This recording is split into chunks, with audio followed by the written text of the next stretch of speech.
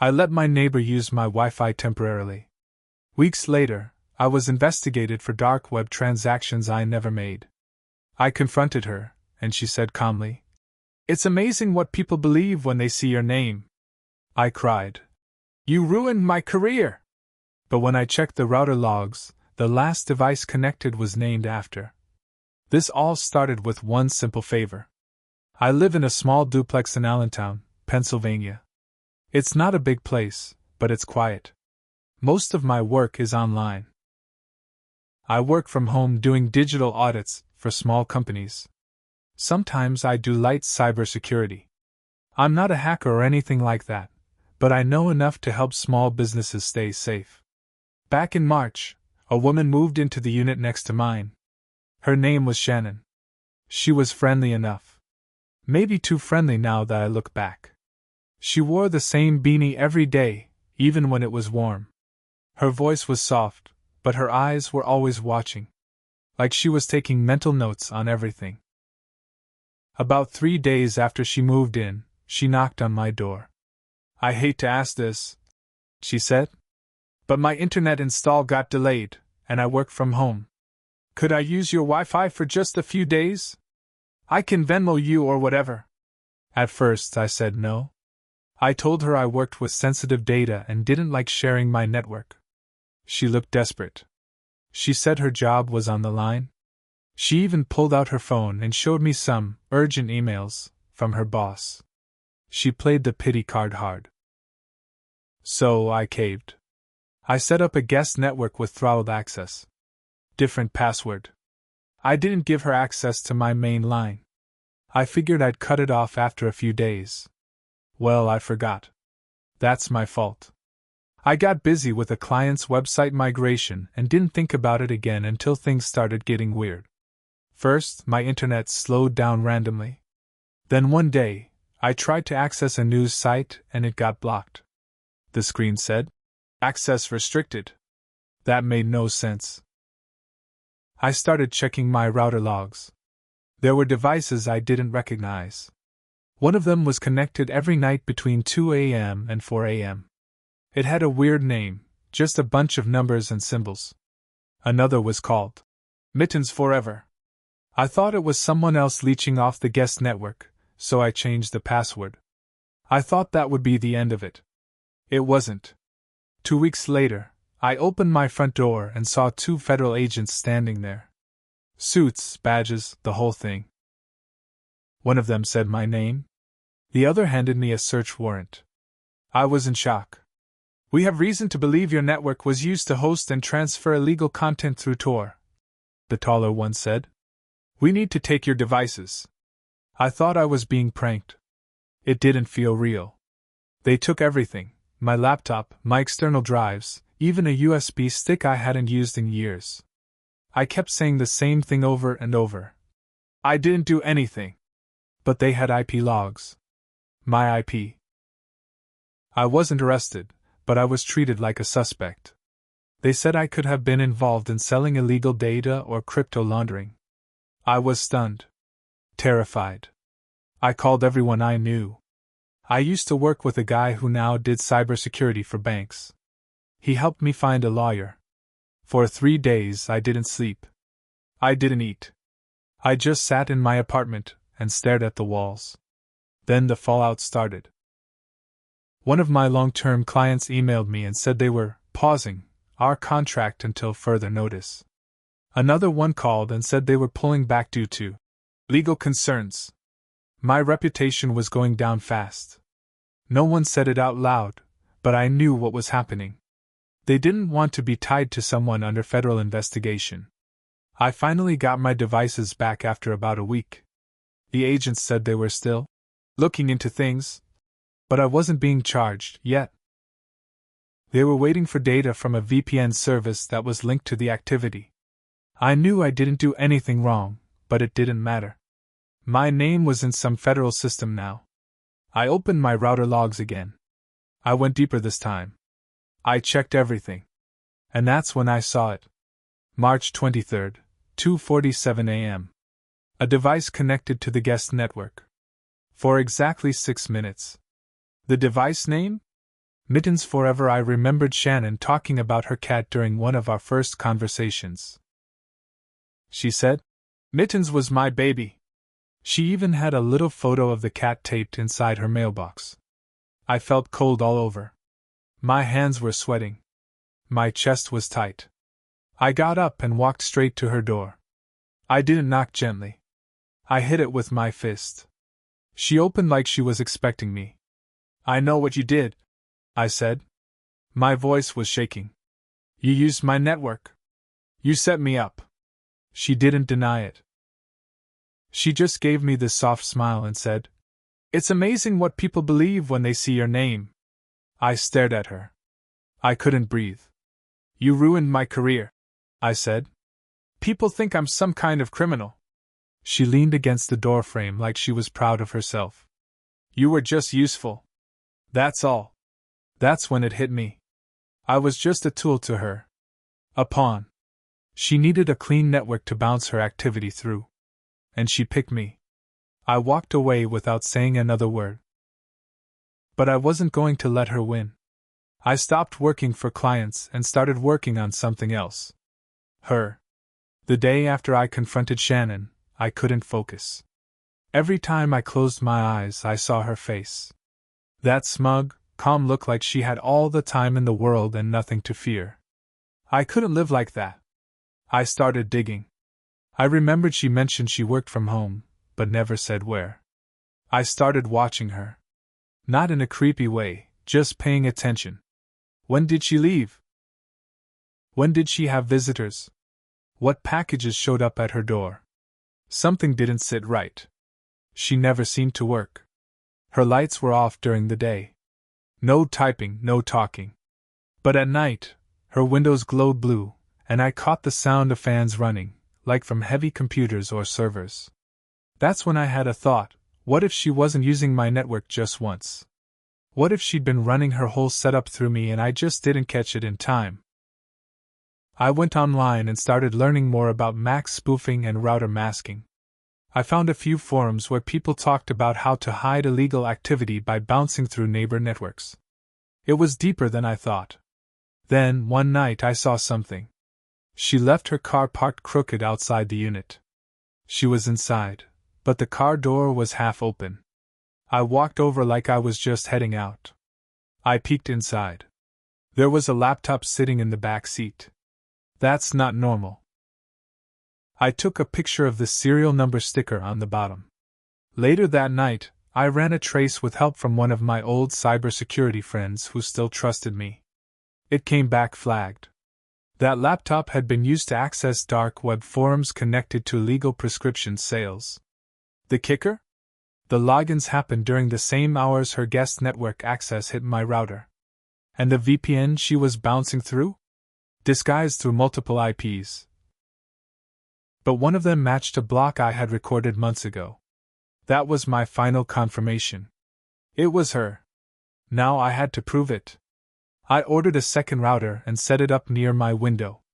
I named the network something stupid like guest_Wi-Fi_2 and left it completely open. Then I waited.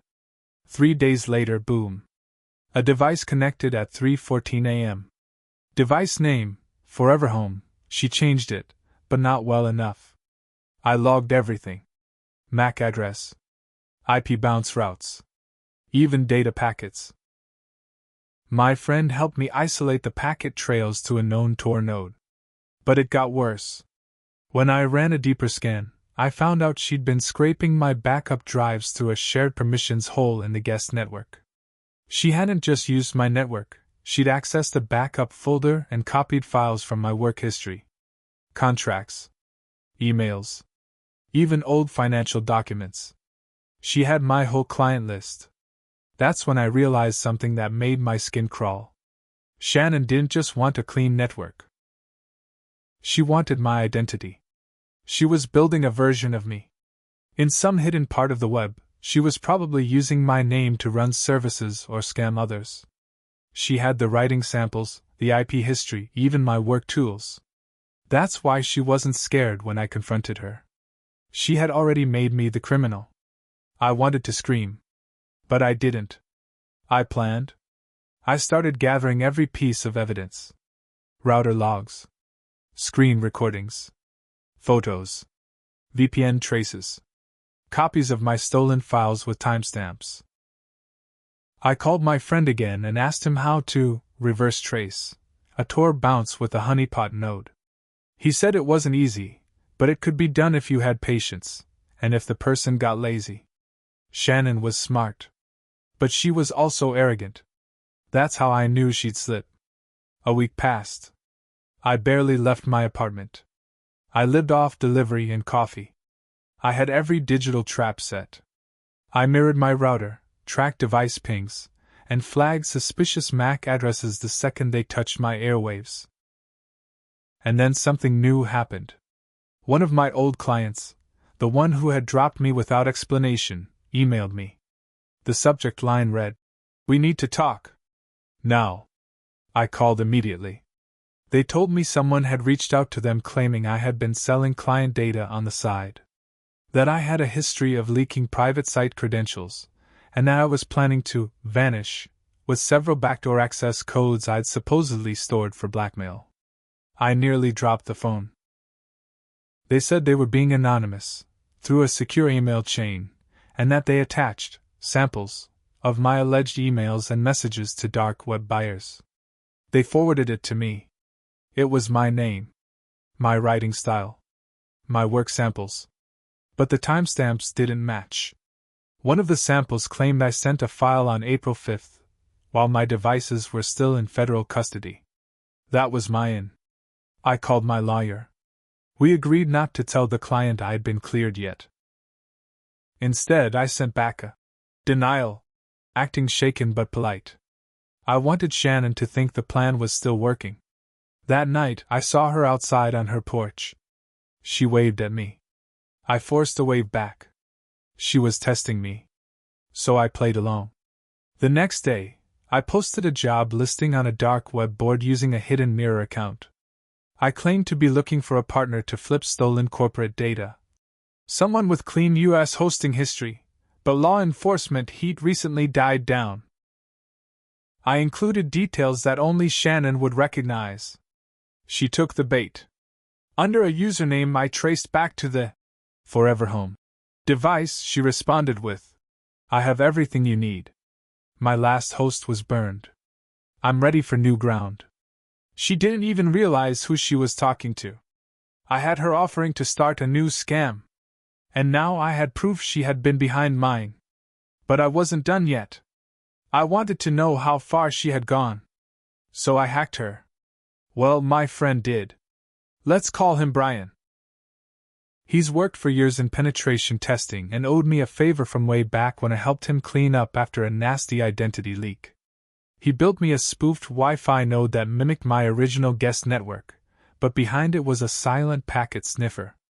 When she connected again, thinking it was another leftover from my old setup, we caught everything she sent and received. And that's when we saw it. She was logging into my old bank account. An account I had closed years ago. But still had her somehow restoring access using forgot password tricks and old verification docs she must have found in my backup files.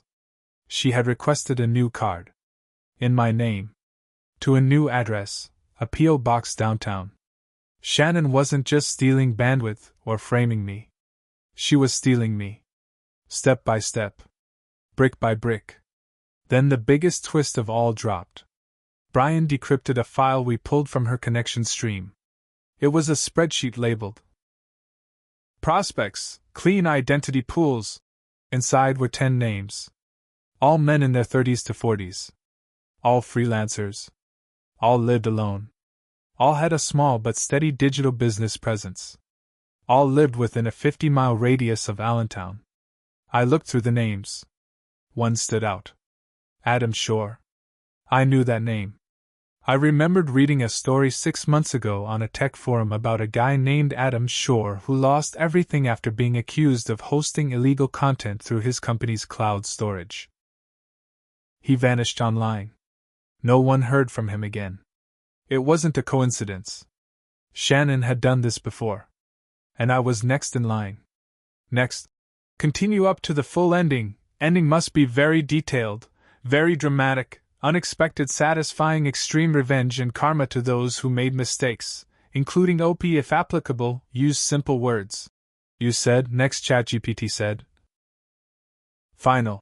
Continue up to the full ending. Ending must be very detailed, very dramatic, unexpected, satisfying, extreme revenge and karma to those who made mistakes, including OP if applicable. Use simple words.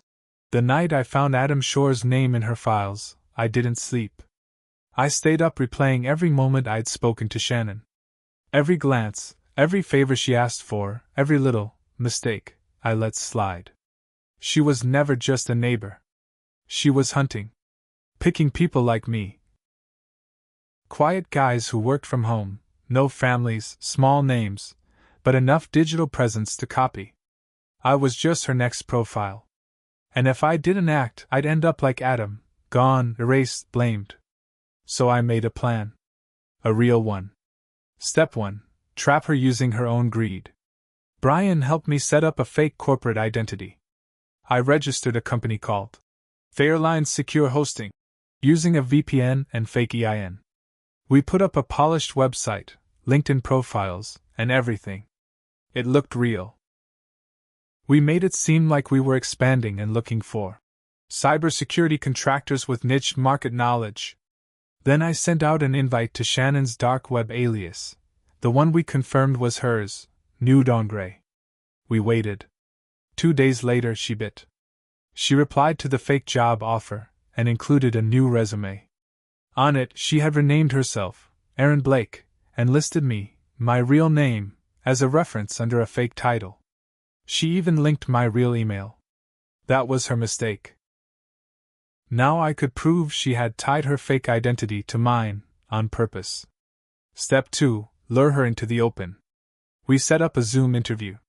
We recorded it legally. She had no idea she was talking to a spoofed company. She bragged about handling sensitive clients discreetly. When asked about her last employer, she said she had built digital infrastructure for a freelancer who didn't understand what he had.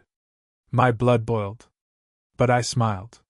Because this was all being recorded. I already had logs, file captures, her laptop serial number from the car, and now her face on video talking about me like I was her stepping stone. Step 3. Hand it over, but not just to the feds. See, when they first raided my place, I was humiliated. But now I had a folder so thick with evidence they couldn't ignore it. Brian and I put together a full report. Every trace route, device name, router log, spoofed ID, bank document, and the fake job conversation. We even tracked her to a P.O. box that was under a fake name we traced back to a burner card tied to another stolen identity. We gave it all to the feds. But I wasn't done. I emailed every client who dropped me. One by one. I didn't grovel. I didn't beg. I sent them the full report. Everything. I made it clear, I had been targeted. And now the person behind it was being exposed. 3 clients came back to me immediately. The rest? I didn't need them anymore. Because step 4 was what made everything worth it. Public exposure. I sent the whole story, including every piece of digital evidence, to a tech journalist I knew from a freelance forum. She owed me from years ago when I caught a data breach she missed. She ran it under the title, Ghost Neighbor, the woman who stole identities from the inside out. The story went viral on Reddit and cybersecurity blogs. Shannon's face, under her real name and aliases, was everywhere within days. And then the knock came again. But this time, it wasn't my door. I watched from my window as federal agents cuffed her on her front porch. She was barefoot, wearing pajama pants, blinking like she had just woken up from a dream. They pulled out boxes from her unit. Hard drives. Burned phones. A mini server hidden in a fake side table. They found documents with the names of at least 6 other people she'd partially assumed online. Including Adam Shore, who, turns out, had changed his identity after losing his job and being audited by the IRS. He read the article. He contacted me. he said. Thank you. You gave me my name back. That hit me hard. I wish that was the end. But there was still one last piece. The karma. Shannon tried to lie her way out of it in court. Said she was framed. Said I was the one who manipulated her. But the digital trail doesn't lie. She got 12 years for wire fraud, identity theft, and cybercrimes. She'll serve at least 8. And because I had documented her using my network after I had already warned her off, I was cleared on every level. Even the feds apologized. My record was wiped. I even got a small settlement for wrongful data seizure. But the best part? Her apartment? It got listed for rent last month. Guess who bought the whole duplex with my settlement, and my now booming client list? Yeah. Me. I rent her old unit out now. Furnished. Short term only. I always change the Wi-Fi password. And I watch every device that connects. Every single one. She thought she could erase me. But in the end, I erased her.